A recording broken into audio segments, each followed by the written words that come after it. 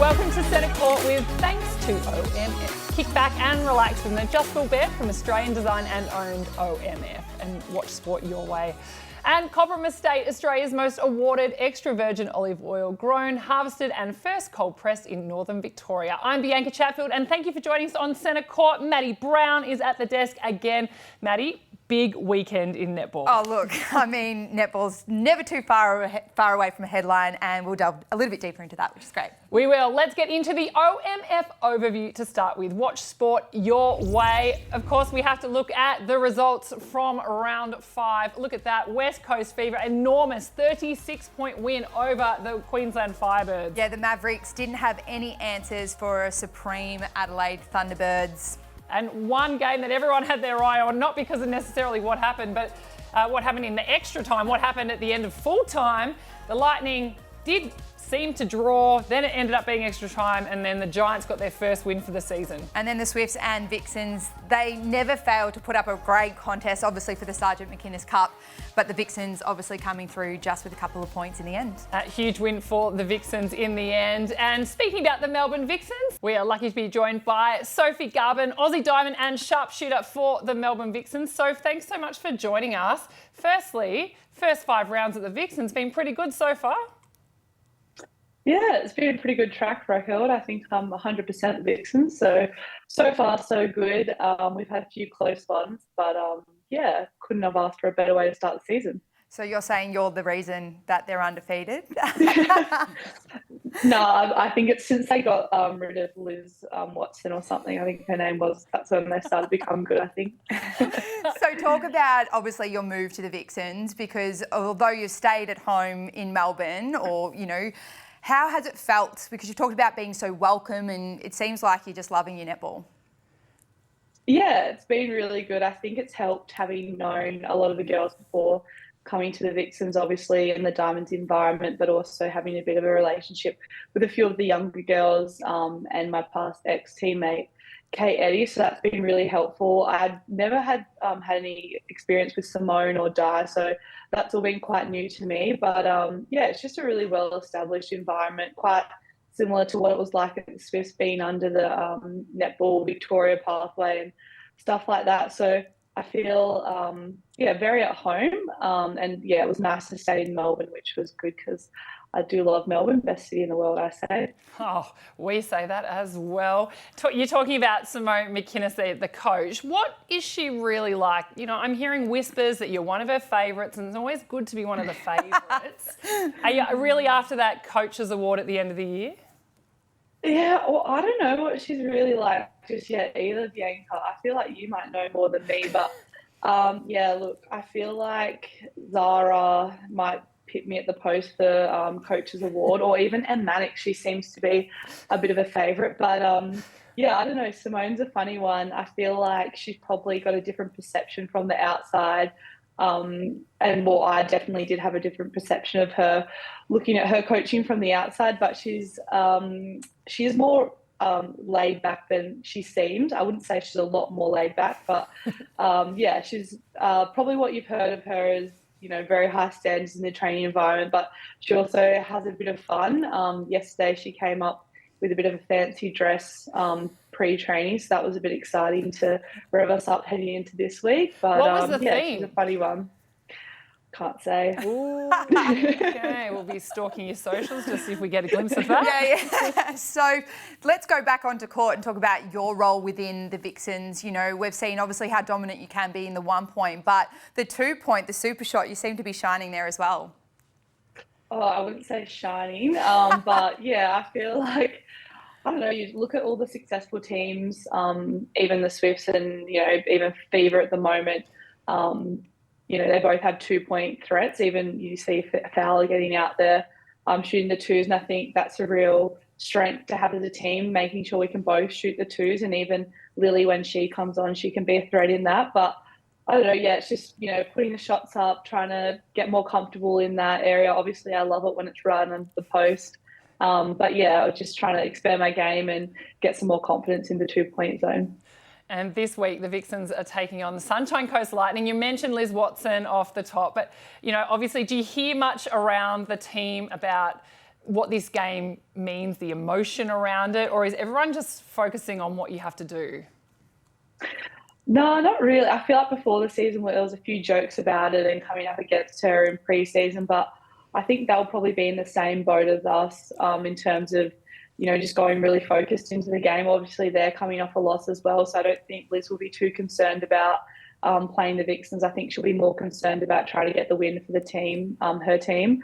So, no, not too much talk about it. I think we had a bit more fun in pre-season, but I think when it gets to game day, I don't think Simone will want us to be having much fun with Liz out on court and hopefully try to shut her down. But yeah, just even looking at her performance from the weekend, I think what she have like 60 something feeds. So she's obviously a big target for them, and hopefully we can, try and stop her, because she's definitely key to that, really potent attack end. Well, plenty of diamonds out on court Saturday afternoon at John Cain Arena. The Melbourne Vixens taking on the Sunshine Coast Lightning. Thank you so much for joining us, Soph. We really appreciate your time, and all the best this weekend. No worries. Thank you. We're now going to take a look at the ladder where it stands after round 5. The West Coast Fever and the Vixens, the two undefeated sides so far, and then followed very closely by the Thunderbirds. And then a bit of a gap forming now between the Swifts, Lightning and the Firebirds. It is, and this is probably a really crucial time for the Lightning to get a win, because if they don't, then they're just going to continue to, that gap is going to open up a little bit further, and those bottom 4 teams, wins are so crucial, and you don't want to wait until the second half when some of those top teams are even more confident in finding more combination success. That's right. Well, that was the OMF overview. Kick back and relax with an adjustable bed, and from the Australian designed and owned OMF. Watch sport your way. Well, it's time for the good oil now, thanks to Cobram Estate Australian Extra Virgin Olive Oil. Now, remember last week, the good oil. We get in somebody else other than Madi and I, someone who is all around and all over the netball. And we thought today we could get Hannah Kuhar is joining us. Now, she is an SEN Netball commentator. Hannah, thanks so much for your time. Wowee, what a weekend, ladies. Oh, what a weekend we had. We thought, let's get into the good oil, the real good stuff, the nitty-gritty of what happened on the weekend. And, I mean, you can't really look past what happened in the Giants and the Lightning game. Can you take us through what happened and your thoughts on it all? Yeah, so controversial circumstances, and Netball Australia is still figuring out this timeline. But what looks to have occurred is at 1 minute 24 remaining, a timeout was called and there became a discrepancy on the scoreboard, the in-venue scoreboard being adjusted reportedly due to 2 mistakes by bench officials to reflect a score of 70 to 71. However, on broadcast at home and champion data, reflected a score of 71-71, which meant that the Sunshine Coast Lightning played that final 90 seconds in a way that many now reflect on as a mistake. When you play to be one up as opposed to play for a draw, you play very different kinds of netball, which ended up in a result that was in fact a draw, which was found nearly 40 minutes after. It was a really long, protracted experience where the umpires were the first to leave the court, then the Sunshine Coast Lightning. They thought that they'd won, so they went back to the change rooms. But the Giants tell me that they knew, not only did their performance analyst team have the score as 71 apiece, the coaching team thought that too, and so they were happy to stand on court and wait for justice to be served, as it was almost an hour after the original final siren. Wasn't it just outrageous? Like, I mean, I was sitting on the couch watching at home, and, you know, we had the luxury of having, well, what we assumed was the right score and that it was even at the end of that. And both coaches obviously have their iPads with all the stats, so all the champion data stats are appearing live in front of them, so they've got the score there. What I found fascinating was, you know, Sunshine Coast Lightning just assuming that's a win, because you would if you're just looking at the scoreboard in the actual venue, and then, you know, going off to start their warm down. Some huge player welfare issues, Maddie. Would you agree in that warm-up time and getting back out there and playing that extra time almost, I don't know, what was it, 40 minutes afterwards? Yeah, huge. I mean, obviously after the, lights going out in Adelaide last year, they started to put that process in around, obviously 60 minutes post the finish of the game. If there isn't something resolved, then obviously the game would cease and, it would be even points distributed. But for me, I mean, we go back to that centre pass debacle last year where there's no appeals process. So if in that moment when there's, a timeout, a minute, 24 seconds to go, Giants or Lightning, well, Lightning being up wouldn't have obviously appealed it, but Giants, if they had a discrepancy then, that's when they should be able to go to the score bench and go, hang on a second, and then just hold it for an extra 5 minutes then, not 50 at the end. But we're still not being able to obviously challenge the bench. So I think that's potentially a solution that needs to be brought in. And it's the second time in 2 seasons that we haven't had this appeal process and we're still asking questions. What have you made, Hannah, of what's come out so far from Netball Australia? I mean, one thing I appreciated was they came out the next day and said something. I think in the past we've been waiting for some clarification. So I appreciated that they came out so quickly. Stacey West, in only her first couple of days as the CEO, came out and said something, but nothing was really completely clarified. Well, you do feel for Stacey, formally appointed to the position on Friday, and then day 2, Saturday, your first weekend off is in fact one of the most drama-filled weekends. But you're right, Netball Australia were on the proactive foot, which I think netball fans appreciated and admitted that there were failures and issues that happened. But more impressively is they're conducting a thorough investigation as we speak. I understand that Netball Australia, they're very tight-lipped about the process at the moment, and so are all of the key stakeholders who are contributing data, but we should have a result by the start of round 6 this weekend. So no doubt this, as Maddie, you said, there are so many issues throughout this whole process. I think picking up their error initially, why did it take till the end of the match? Why wasn't rectified? When the umpires themselves questioned whose centre pass is it, you sense there was a bit of unsureness around it then. But in fact, you look at, well, what do you do when it's been found at the end of the match? Why weren't teams? Sunshine Coast Lightning said that they were never told. They were told it was a win. The umpires weren't told. And then finally, that player welfare piece of, well, why players returning to rooms, potentially cooling down. So I think there are significant chapters within this timeline that will each need to be investigated, and particularly around that right to appeal and the avenue to appeal both within and after a match. So Netball Australia have so many questions to answer, and I suspect they're working through them systematically, but it'll just take a few more days before we hear a result. Wow, we really do appreciate your time, Hannah. Thank you so much for joining us, and hopefully we can get to the bottom of this and there's processes in place so we don't see any of this happening again. Just back to the netty ladies, we just want to see some good quality netball with a quality result. And you can listen to Hannah on SEN Netball calling the action as well. That was the good oil, all thanks to Cobram Estate, Australia's most awarded extra virgin olive oil, grown, harvested and first cold pressed in northern Victoria. Now, this is where I hand it over to Maddie for Maddie's Minute. Oh, look, I mean, a minute, I always go over, and I think today maybe I will, but let's look at what happened for the Mavs versus Thunderbirds game. Al Cardwell was obviously ruled out due to an ankle injury that happened the week before.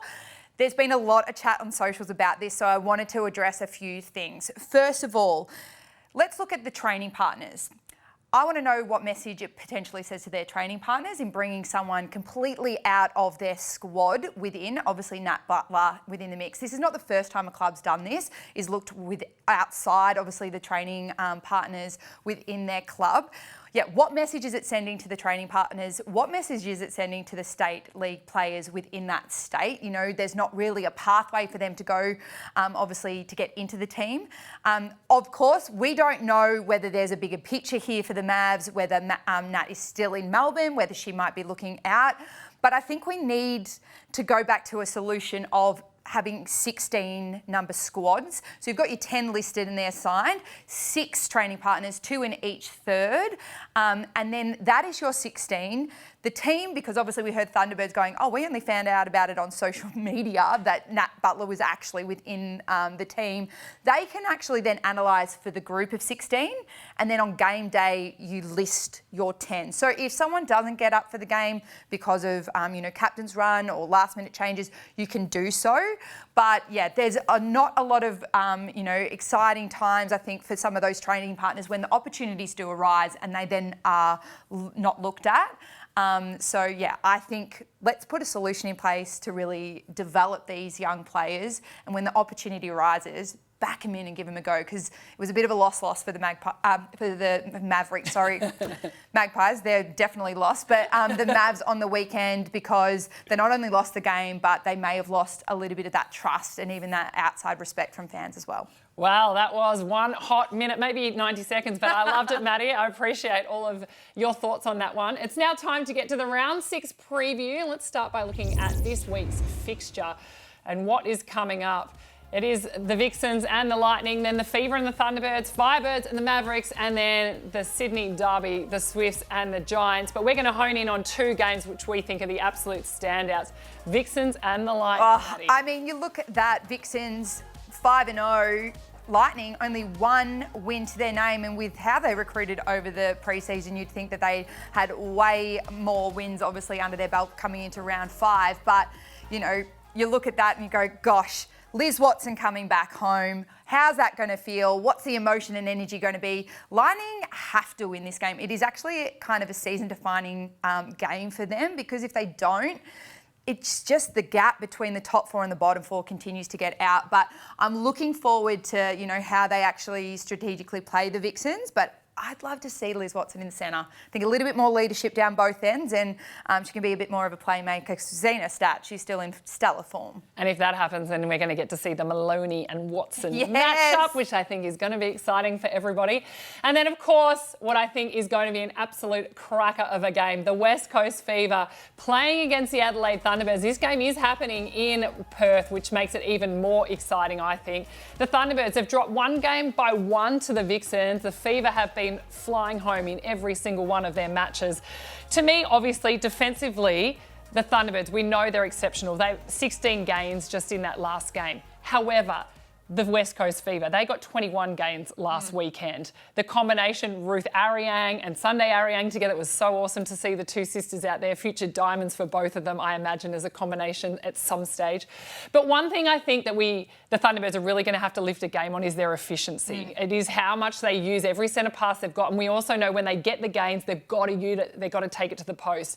They've been doing it better every single week, but they are going to have to be exceptional at it, I think, to take on the West Coast Fever. I'm not even going to ask you if your sister's playing, because obviously she was out last week, so hopefully Kelsey Brown is back in the lineup for the West Coast Fever. But it's hard to see anyone being able to take down the West Coast Fever at the moment. I hope someone can, but at the moment it's hard to see it. Well, the next 2 weeks will prove, a bit of extra competition for them against the Thunderbirds, and then the following week the Vixens. So we'll see. Are they potentially going to go through the whole season undefeated? Who knows? They look hard to beat at the moment, though. They sure do. All right, let's get to Social Scoop. This week we have a question from SEN Netball commentator Georgia on Twitter. Now, Georgia asks, this is for you, Maddie. Maddie, do you think there's something that ignites in you as a player when you return to a former home court, but now as an opposition player? If we think Liz Watson obviously leaving the Vixens now and going back to John Cain Arena, but as a Lightning player. Oh, absolutely. I mean, when you make a decision to leave a club, there's a lot of things that, aren't exposed out to, the general population and netball fans. Why did she leave? I thought she had it all at Vixens. And, we obviously, put our guessing, game on and think, oh, why? But nothing better than come back home and definitely get a win against your old side. I know for a fact, having done it myself, I'm sure Liz will be nervous. She obviously spoke how she's got nearly 25 or 30 tickets, so she's going to have plenty of family support there. But she also has a lot of intel on the Vixens, and she'll know exactly how they play. She'll know all their structures. So potentially when they put up a hand signal, she'll be like, oh, I know exactly what that is. So, I mean, you do have an advantage, but you also have a disadvantage because they know you really well. And as we heard from Sophie, they're going to be looking to shut down her. I mean, she's been superb with the ball in hand. So, it definitely sparks an extra fire because there's no better win for the season. And as I said, especially where the Sunshine Coast Lightning season is standing, she'll want nothing more than to get that W next to their name. Ooh, it's going to be a hot one to watch, that is for sure. Well, don't forget, make sure you send in your questions. If you have any questions, if there's anything that stands out or issues that are coming up during the week, get in touch with us on our socials. It's right on the bottom of the screen right here, SEN Netball on X and Facebook. And that's another episode of Centre Court. Thank you so much to our sponsors, OMF, Watch Sport Your Way, and Cobram Estate Australian Extra Virgin Olive Oil. Thanks again, Maddie. We'll both be at the Lightning and Vixens game. We cannot wait, and we cannot wait to see you again next week.